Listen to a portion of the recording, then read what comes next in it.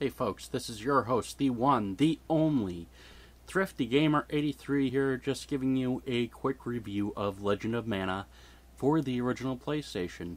Legend of Mana was released in 1999, and it really is an open-world sandbox RPG game which really brings into context what would be found in Dark Cloud games. It kind of seems like largely it's an offshoot of something like Soul Blazer, which was an earlier Super Nintendo action role-playing game, which predated Secret of Mana.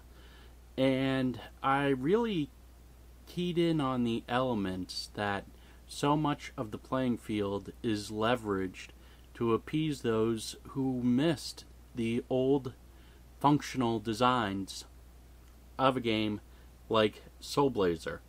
Now, Soul Blazer, you were rather limited with in where you could even have anything placed. It was already placed for you. And really, with that being said, Legend of Mana is not like Secret of Mana. There's no deeply engaging storyline. You choose to complete whichever side quest you choose to complete, whichever main story arc you want to really complete at the time. I really have enjoyed Legend of Mana more for the artwork and styling than I actually have for a game. The controls are competent, they work, at least, but the game itself is really rather just testing what you want to do in sandbox design, where you want to place artifacts. It also brings to mind Dark Cloud.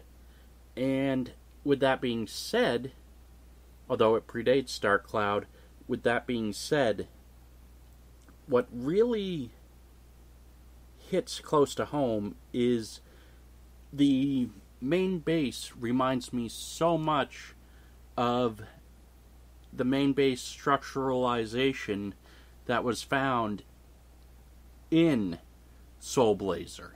It just reminds me of how that was just a requirement for the quests.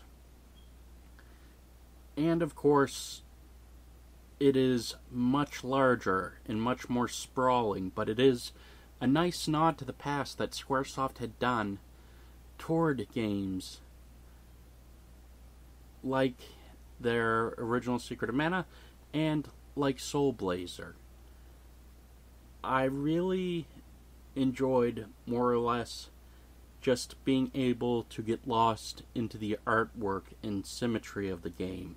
This was well-crafted art design and well-balanced controls. Despite missing a storyline, it really appeals to me in the sense that I missed roguelikes, and you don't really have the randomly generated dungeon, but you can at least have a little bit of fun here and there, kill a few hours, and then come back to it. Without the deeply engaging storyline or any real narrative, which is lacking. I must say I did beat the game earlier, but I really can't remember much about it. The story just really wasn't the main centralized point. It was all about what the PlayStation could push for Legend of Mana. It was all about what this engine could do. It was also about what could be accomplished by the player and proper land layouts and such. And as I said before, you had secondary quests, main quests, first quests, sub-quests, all the kinds of quests that you could want in a game. And of course, without a storyline though, it just felt lacking to me. I really missed the games like Soul Blazer, which had a centralized plot theme that you were just out to save the world. In Legend of Mana, it feels like you're just there to kill time in this fantasy world, enjoy the artwork, the symmetrical nature of the polish of the game, and see how everything is well balanced and put together. Alright, folks. I must say, Legend of Mana, really for me, is just a good time killer. It's just a good time waster. You finish a dungeon, you get a piece, you put it down, etc., etc., etc. Rant, rave, love, hate, click that subscribe button, folks. You're keeping my show on the air. Have a good one.